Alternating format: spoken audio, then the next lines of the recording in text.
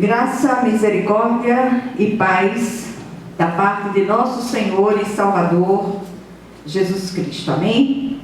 Glória a Deus. Mais um domingo de celebração da ceia do Senhor, ainda virtualmente. Hoje, dia de eleição, eu acredito que logo nós possamos voltar com a nossa atividade presencial. Nós já estamos preparando a igreja com todos os protocolos de segurança para que possamos retornar de forma segura, tá bom? Em nome de Jesus. Meus amados, nós vamos abrir nossa Bíblia hoje no primeiro livro do profeta Samuel, capítulo 17, versículo 37. Diz assim a palavra do Senhor. Disse mais Davi: o Senhor me livrou das garras do leão e das do urso. Ele me livrará das mãos deste filisteu. Então disse Saul a Davi: vai-te e o Senhor seja contigo. Amém? Glória a Deus. Vamos orar. Senhor nosso Deus e nosso Pai Celestial, Tu sondas e conheces os nossos corações. Tu sabes tudo que tem se levantado para assombrar o Teu povo nesses dias. E nós rogamos a Ti, Senhor, pelas misericórdias vivas do Teu Filho Jesus, que o Senhor nos ajude, nos dê discernimento, nos dê graça sobre graça, para que possamos seguir em frente, na força que só o Senhor supre. Que seja assim em nome de Jesus Cristo. Amém. Glória a Deus. Nós já falamos muitas vezes neste texto. Esse texto conta, todo este capítulo 17, ele fala do grande confronto de Davi com o gigante Golias. História extremamente conhecida, mas extremamente oportuna para o tempo de agora, quando muitos gigantes se levantam para nos assombrar. E essa luta, ela tipifica as nossas lutas diárias com todos os gigantes que tentam nos derrubar da nossa posição em Cristo.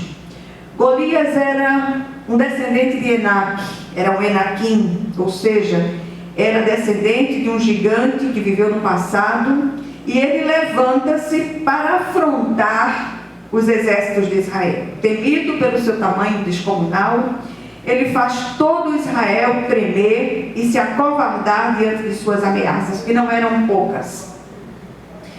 Todos conhecem essa história. Golias tipifica tudo que se levanta para nos assombrar e embaraçar os passos. A ideia central aqui desse texto é que não há gigantes suficientemente fortes para nos destruir quando os enfrentamos na força que o Senhor supre. Em vários lugares nas Escrituras, especialmente no livro dos Salmos, a maioria escrita por Davi, encontramos versículos que nos encorajam a enfrentar nossos medos confiando em Deus. Quantos medos têm nos assolado, quantas angústias profundas de alma. E o medo tem sido um grande gigante enviado pelo adversário para nos destruir. A Bíblia diz que o Senhor é o nosso refúgio e fortaleza, consolo presente em nossa tribulação. Recorramos ao Senhor, busquemos refúgio em Deus nessas horas de demandas profundas, especialmente nos dias de hoje, que antecedem a segunda vinda do Cristo. Somos confrontados diariamente com gigantes que tentam nos neutralizar e nos tirar de circulação, para que não superemos obstáculos, desistamos de lutar e deixemos de fazer a obra de Deus. Nada pode impedir que façamos a obra de Deus. Estamos vivendo esse tempo de pandemia, esse tempo de muitas informações, umas de um jeito, outras de outro, que essa pandemia foi criada não sei aonde, para destruir, não sei. Olha, tanta coisa que a gente se desespera se não confiar poderosamente no Senhor. Mas eu só tenho uma coisa a dizer: seja o que for a origem dessa pandemia, nada foge ao controle soberano do nosso Deus. Nós estamos vivendo hoje um dia de eleição e a gente fica pensando: quem escolher? O que fazer diante da escolha ou das escolhas que temos? Recorramos ao Senhor, peçamos direções a Ele e vejamos aquilo que Ele diz para nós em nome de Jesus. Há um cântico antigo que diz: com Cristo no barco, tudo está muito bem. Esse deve ser o nosso mote, dia após dia, especialmente nesses dias que estamos vivendo. A certeza da presença viva do Cristo conosco e a nossa experiência com Ele fazem toda a diferença. São tantos os medos que se agigantam diante de nós. Misericórdia. Esses medos têm nos paralisado, têm nos adoecido. Nossas sacolas de remédio têm estado cada vez maiores. Nunca se viu falar tanto de depressões e síndrome de pânico como nos nossos dias. Esses medos têm impedido que cresçamos na graça e no conhecimento de Deus. Amados, a pergunta é: o que fazer para vencer nossos gigantes? Primeira coisa, precisamos nos posicionar diante do nosso gigante, tenha ele o tamanho que tiver. Descubra quem ou qual é o seu gigante. Os gigantes têm nome. O de Davi chamava-se Golias. E o seu, como se chama? Normalmente o nosso gigante se chama medo. Medo de quê? Qual o sobrenome dos nossos medos? São tantos os gigantes de medo que se levantam contra nós, que se fôssemos listá-los todos, não terminaríamos esta mensagem.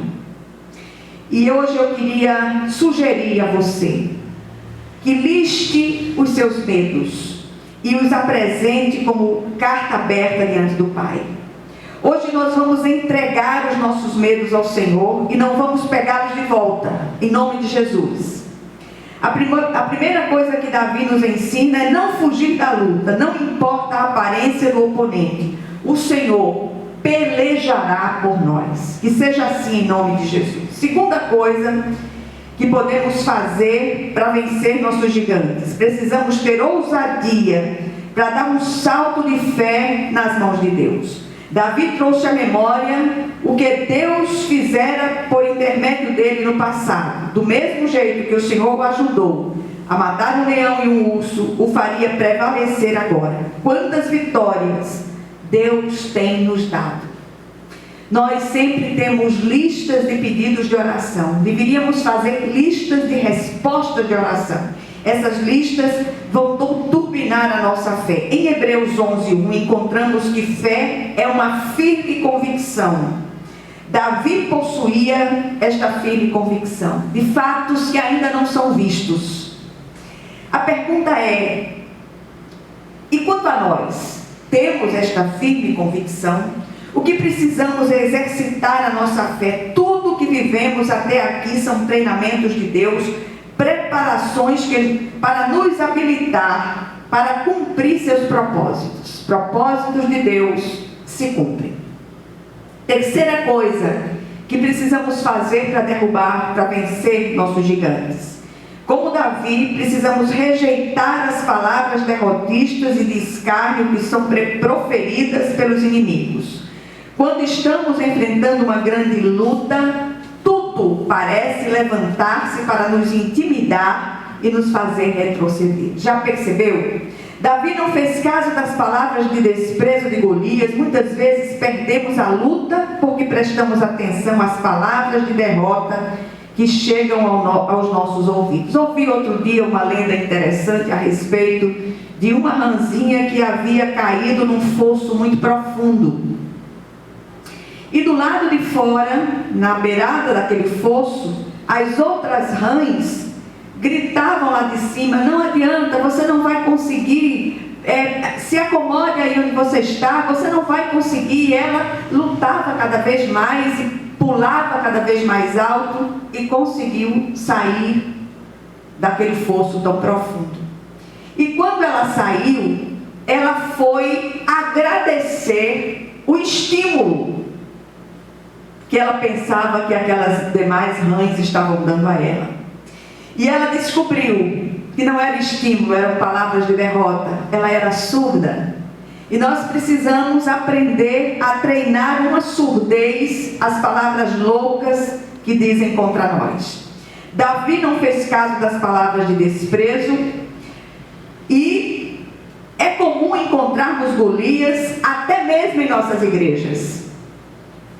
Quantas palavras derrotistas no meio dos amigos, dos familiares. Quem já não ouviu frases do tipo: você não vai conseguir, essa é sua natureza, você não pode mudar isso, na sua idade, impossível arranjar um emprego, desista, isso não tem jeito, e tantas outras frases assassinas que têm levado derrota a muitos servos do Senhor. E nós estamos aqui hoje para dizer a você: vivemos muitas lutas, temos vivido particularmente muitas lutas, mas a vitória é nossa pelo sangue de Jesus. O Senhor é aquele que nos conduz em triunfo. Davi não se deixou impressionar ou intimidar diante daquele gigante. Ele olhou para aquele que é invisível, mas real, e é infinitamente maior do que qualquer gigante que se levante contra nós. Em quarto lugar, precisamos aprender com Davi a ter zelo pelo Senhor e por sua reputação. Golias, com as suas palavras insolentes, não estava afrontando apenas os exércitos de Israel, mas o próprio Senhor dos exércitos. Pensa nisso. Davi teve essa percepção: quando nos deixamos intimidar por qualquer gigante, estamos difamando o Senhor que nos comprou com precioso sangue e tem cuidado de nós continuamente. Nada, absolutamente nada, está fora do alcance, do controle do nosso Deus. Em quinto lugar, precisamos, à semelhança de Davi, rejeitar as armas e os recursos que não conhecemos e utilizar aquilo com que Deus tem nos equipado. Davi rejeita a armadura de Saul e diz: não posso andar com isto, pois nunca usei. E Davi tira aquilo de sobre si. Ele escolheu como arma uma funda, um tipo de estilingue, e 5 pedras lisas do ribeiro. E alguns comentaristas bíblicos, muito oportunamente, dizem que as 5 pedrinhas no alforje de Davi representavam pelo menos 5 dos atributos de Deus, pelos quais o Senhor se manifesta: maravilhoso, conselheiro, Deus forte, Pai da eternidade e príncipe da paz. Uma única pedra foi suficiente para derrubar aquele gigante. O Deus maravilhoso entrou em ação. Ele é aquele que faz e opera maravilhas. Em sexto lugar, precisamos aprender com Davi a prevalecer e colocar nossos gigantes debaixo de nossos pés. A fé ousada e incondicional do rei salmista o levou a prevalecer sobre aquele gigante, sendo ele pouco mais de um garoto, de um menino. A vitória de Davi foi espetacular e ele derrubou, pisou sobre ele e cortou-lhe a cabeça. Pise hoje no seu medo e corte-lhe a cabeça em nome de Jesus Cristo. Davi cortou a cabeça de Golias. A cabeça do mal tem que ser cortada e lançada fora para a glória de Deus. Que hoje nós vamos começar aqui a dar um basta nos nossos medos, derrubá-los em nome do Senhor dos Exércitos, ir contra eles em nome do Senhor dos Exércitos. O que é possível fazer para prevalecer sobre eles enquanto servos de Deus? Esses medos todos. Precisamos nos posicionar diante dos nossos gigantes, não importa o tamanho do nosso gigante. Maior é aquele que está em nós. Em segundo lugar, nossos gigantes precisam ser identificados e confrontados em nome do Senhor dos Exércitos, na força que Ele supre. Em terceiro lugar, para prevalecer sobre eles, precisamos usar as armas de Deus e não de homens. O Senhor diz em sua palavra que as armas da nossa milícia não são carnais, mas poderosas em Deus para derrubar fortalezas, anulando nós sofismas, diz o apóstolo Paulo, falando aos coríntios. Em quarto lugar, precisamos aprender a rejeitar as palavras de desânimo e não nos impressionar com elas. Elas são lançadas contra nós para nos paralisar. Esse é o propósito. Estejamos atentos. Em quinto lugar, Precisamos ter zelo pelo Senhor e sua reputação para não o difamarmos com a nossa incredulidade. E em sexto e último lugar, precisamos tributar ao Senhor toda a honra e toda a glória por nossas vitórias. Que o Senhor nos fortaleça para vencer os nossos gigantes, em nome de Jesus. Vamos orar nesse instante, orar, colocando nossos gigantes debaixo do estrado dos nossos pés, em o nome do Senhor dos Exércitos. Senhor, nosso Deus e nosso Pai, Tu és aquele que sonda e conhece os nossos corações, há medos abissais, há medos que nós não ousamos confessá-los, mas diante de Ti não há nada oculto. Que o Senhor possa sondar agora os nossos corações e arrancar todas as raízes de medo, de assombro dos nossos corações e nos equipar, Senhor, com a Tua força, com o Teu poder, com a Tua autoridade. Que seja assim em nome de Jesus Cristo, para a honra e glória do Senhor. Amém. Nós vamos ministrar a ceia do Senhor, ainda que virtualmente, e eu queria nesse instante consagrar esses elementos tirados do uso comum, para que a partir de agora eles simbolizem o corpo e o sangue de Jesus Cristo, entregues por nós na cruz do Calvário. Senhor, nosso Deus e nosso Pai Celestial, nós separamos esses elementos, os tiramos do uso comum, para que a partir de agora eles simbolizem o corpo e o sangue de Jesus Cristo, entregues por nós na cruz do Calvário. E ao serem recebidos, ministrados, eles tragam renovo aos corações. Em nome de Jesus. Amém. Diz assim a palavra do Senhor. 1 Coríntios 11, a partir do 23. Porque eu recebi do Senhor o que também vos entreguei, que o Senhor Jesus, na noite em que foi traído, tomou o pão e, tendo dado graças, o partiu e disse: isto é o meu corpo, que é dado por vós. Fazei isto em memória de mim. Tomemos juntos o primeiro elemento que simboliza o corpo de Jesus entregue por nós.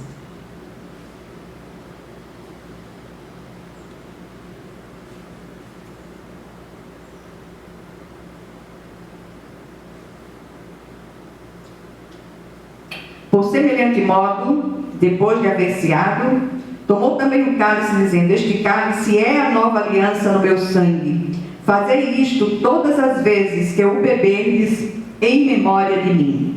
Porque todas as vezes que comerdes este pão e beberdes o cálice, anunciais a morte do Senhor até que Ele venha. Por isso, aquele que comer o pão ou beber o cálice do Senhor indignamente será réu do corpo e do sangue do Senhor Jesus Cristo. Examine-se, pois, o homem a si mesmo, e assim coma do pão e beba do cálice. Pois quem come e bebe sem discernir o corpo, come e bebe juízo para si. Eis a razão porque há entre vós muitos fracos e doentes, e não poucos os que dormem. Porque se nos julgássemos a nós mesmos, não seríamos julgados. Mas quando julgados, somos disciplinados pelo Senhor, para não sermos condenados com o mundo. Tomemos juntos o segundo elemento, que simboliza o sangue de Jesus Cristo, derramado por nós na cruz do Calvário.